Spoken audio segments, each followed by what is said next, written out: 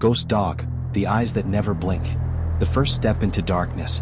The story you're about to hear isn't one meant to be shared. It's not something you were supposed to know, at least not in the way you do now. You should have stopped scrolling, closed the page, or shut the video off before the first word reached your ears. But you didn't, did you? You pressed play. And now it's too late. Before we begin, I need you to understand something. This story isn't just a tale. It's a curse. A living nightmare that doesn't end. And once it touches you, it follows you. It watches. It waits. Now, before you listen to the rest, I'm going to warn you. Subscribe to this channel. Because once you hear this, you won't be able to leave. You'll need someone to guide you through the dark, someone who knows how to protect themselves. Trust me, you won't want to go through this alone. You ready? No turning back now. Welcome to the nightmare. It began in the deep, endless woods. The kind of place that didn't want you there. It was an old house, decaying at the edge of nowhere. Only the bravest, or the most foolish, would venture there, but there were always those who dared. Some of them came back. Some didn't.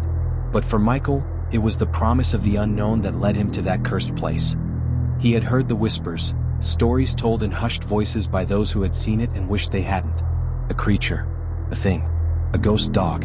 It wasn't a dog at all, not really. It was something else. Something far older, far darker, and far more terrifying. The house he stood in front of now was all that was left of the town's once vibrant settlement. No one had lived there in decades, but the legends never faded.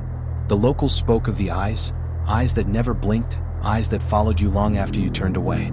They said the dog was waiting, hungry, for someone foolish enough to come near. Michael, of course, thought it was all just superstitions. The same kind of talk he had heard growing up in every small town. But this was different. This was too real. He crossed the threshold of the house with a mix of dread and excitement. The floorboards groaned under his weight, as though the house itself was protesting his presence. The air smelled stale, like the remnants of something once alive, now long gone.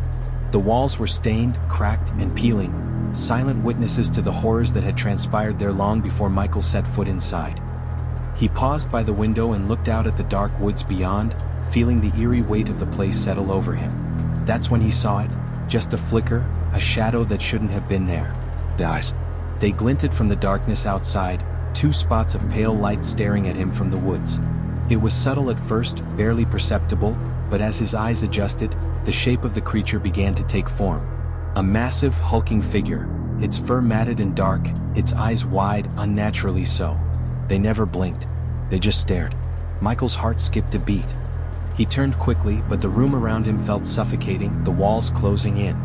His breath became shallow, each inhale harder than the last. He heard it then, the scratching, low and rhythmic, like claws scraping against wood. Plop, scrape. Plop, scrape. He couldn't move. His feet were frozen in place, the air thick with the suffocating presence of something waiting. The silence broke, and there it was, a growl, low, guttural, and filled with hunger. It didn't come from the creature outside. No, it came from the very room he stood in. The walls themselves seemed to breathe, exhaling a foul stench, the taste of rot and decay flooding his mouth. Suddenly he was no longer alone. A cold breeze brushed past his face, sending a shiver down his spine. But this wasn't just any breeze. It felt alive. It felt intentional. His breath caught in his throat. The room felt smaller, tighter, as if the walls themselves were pushing in, suffocating him. A figure stood before him, emerging from the shadows. It was a dog, or at least it appeared to be. But its features were distorted, its eyes wide, unblinking, and full of malice. The air around it crackled with an unnatural energy, like the very space was bending to its will. Its eyes locked with Michael's, and in that moment, time seemed to stand still. The growl grew louder, vibrating through his bones. The thing moved closer, its paws making no sound, its eyes never leaving his. Michael reached for his phone, but it slipped from his trembling hands and shattered against the floor. That was when he heard it. A voice. It wasn't spoken. It wasn't even a whisper. It was inside his head, the voice of the creature, or whatever it was, speaking directly to his soul. You shouldn't have listened. The terror swelled. It was too late. Michael knew that now. The creature's breath was cold, its eyes colder. And as the last remnants of his sanity frayed, he understood. The house wasn't haunted by a ghost dog. The dog was the ghost.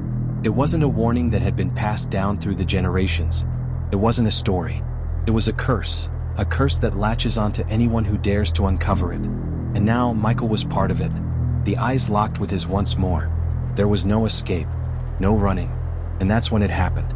The thing lunged at him, its jaws snapping, its claws reaching. The last thing Michael saw before the darkness took him was the eyes. Those eyes that would never blink, that would never look away. And now they're looking at you. The eyes follow you. It was the kind of night that pressed down on you, thick with silence and dread. The moon was just a sliver of light in the sky, barely enough to cast shadows that writhed across the ground. You don't know how much time passed between the end of Michael's nightmare and your own. But the truth is, it doesn't matter. Because now you're part of it too. You heard the story. You listened. You invited it in. And now the eyes are watching you. The fear settles in slowly at first. It's a heaviness in your chest, a strange unease creeping up your spine as if the very air around you has turned to ice. You convince yourself that it's just your imagination running wild, a trick of the mind brought on by too much darkness, too many thoughts. But deep down you know it's not. It's real. It's always been real. Just like Michael, you try to shake it off. You go about your life thinking you've escaped the grip of whatever it was. But the eyes, they never blink. They never leave. At first it's only small things. A shadow flitting past your peripheral vision when you're home alone. A chill running up your spine when you're out in the street at night. The feeling of being watched even when no one's around. And then the dreams begin. You wake up in the middle of the night, gasping for breath, heart pounding in your chest. It's always the same. The house, the dog, the eyes. The unblinking, endless eyes that follow you, even in the safety of your own bed. And with every passing night, the dreams grow stronger, more vivid, more terrifying. The growl, the breath on your skin, the coldness that wraps around you, suffocating you. One night you wake up to a sound. Scratching. Soft at first, then louder. Cloth, a scrape. Cloth, a scrape. It's coming from somewhere in your room, but when you turn on the light, there's nothing there. Nothing except the chill in the air, the heavy weight of an unseen presence. You try to convince yourself it's just the wind or a pipe. But it's not. You know it's not. And deep down you fear that you're not imagining it. That it's been here in your home with you all along. The sound returns. Closer this time. And the eyes. They're always watching. No matter where you go, no matter what you do, you can feel them. Staring. Unblinking. Hungry. One evening it happens again. You're sitting in your living room trying to distract yourself with a book, a movie, anything to keep your mind off the dark thoughts. But the silence is suffocating. That whisper in the back of your mind tells you to look. And when you do, you see them. Two eyes. Pale, cold, and wide. They glow faintly in the dim light, like headlights piercing through the darkness. They are everywhere. They're in the reflection of the window, in the mirror, in the shadows of the room. They're in your mind, in your thoughts, lurking at the edge of your sanity. You try to scream, but the sound catches in your throat. The house around you feels alive, constricting. The walls close in, suffocating. You're trapped in a nightmare you can't escape. The scratching grows louder, closer. The growl, guttural and low, vibrates through your body. You can't move. You can't breathe. The thing, the ghost dog, is here. It's in your home, its presence filling every corner of the room. You feel it, you sense it even before you hear its steps. It's coming closer. Then there's a flash, a shift in the air. The temperature plummets. You see it, just for a moment. The dog. Not a dog, not really. It's something ancient, something that should never have been disturbed. Its fur is matted with rot, its body large and unnaturally twisted. But its eyes, those eyes that never blink. They are endless, unyielding. You try to run, but your feet won't move. The thing has you paralyzed, trapped in its gaze. The cold wraps around you like chains, pulling you deeper into the darkness. You can't escape. You can't hide. And just before it lunges, you hear the voice. It's not spoken aloud. It's inside your head. A whisper. A command. A warning. You shouldn't have listened.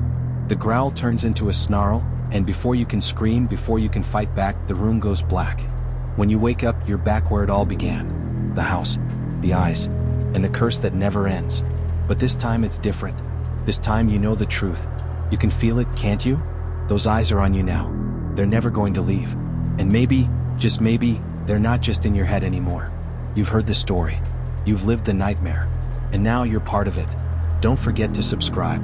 You're going to need it.